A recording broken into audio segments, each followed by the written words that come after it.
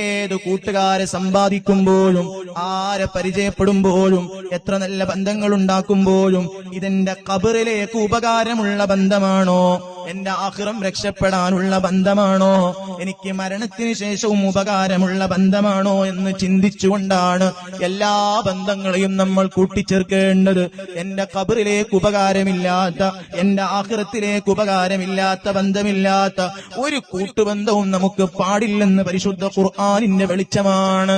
നോക്കൂ, നിങ്ങളൊരു മനുഷ്യൻ ആഖിറത്തിൽ ഏറ്റവും കൂടുതൽ ഖേദിക്കുന്നത് ഏതാണ്? വയൗമ യഅല്ലുല്ലാലിമു അലാ യദൈഹി യഖൂലു യാ ലൈതനി ഇത്തഖൽതു മഅർ റസൂലി സബീലാ.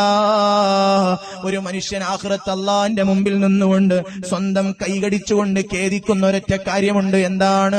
ഒന്നാമതായി ആ മനുഷ്യന് ഖേദിക്കുന്നത്, പടച്ചറബേ, മുത്തുനബി ലോകത്ത് ദീൻ പഠിപ്പിച്ചിരുന്നല്ലോ, ഏതാണ് സുന്നത്ത് ജമാഅത്ത് എന്ന് പഠിപ്പിച്ചിരുന്നല്ലോ, സൽക്കർമ്മങ്ങളുടെ വാതിൽ തുറന്നു തന്നിരുന്നല്ലോ, എല്ലാം എനിക്ക് താക്കീത് തന്നിരുന്നല്ലോ, പരിശുദ്ധ ഖുർആൻ എന്റെ മുന്നിലുണ്ടായിരുന്നല്ലോ, നന്മയുടെ വഴി കാണിച്ചു തന്നിരുന്നല്ലോ, ഞാനത് സ്വീകരിച്ചില്ലല്ലോ. അല്ലാ, ദുനിയാവിന്റെ പിന്നാലെ നെട്ടോട്ടമോടുന്ന തിരക്കിലായി പോയല്ലോ. അല്ലാ, എന്റെ ആരോഗ്യങ്ങൾ നഷ്ടപ്പെട്ടതറിഞ്ഞില്ല, എന്റെ ആയുസ് നഷ്ടപ്പെട്ടതറിഞ്ഞില്ല, തീർന്നതറിഞ്ഞതേയില്ല.